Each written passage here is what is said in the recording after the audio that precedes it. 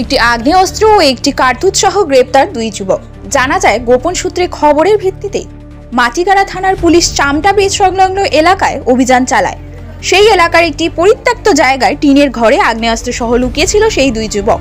অভিযানে নেমে সেই আগ্নেয়াস্ত্র ও কার্তুজ সহ তাদের গ্রেফতার করে মাটিগাড়া থানার পুলিশ। ধৃতদের নাম সোনাম তাসি তামাং, সিকিমের বাসিন্দা, ও হর্ষ কুমার তামাং, কিষানগঞ্জের বাসিন্দা। পুলিশ সূত্রে জানা যায়, ধৃতরা আগ্নেয়াস্ত্র কার্তুজ বিহার থেকে বিক্রির উদ্দেশ্যে শিলিগুড়ি নিয়ে এসেছিল। আগামীকাল ধৃতদের শিলিগুড়ি মহকুমা আদালতে পাঠানো হবে।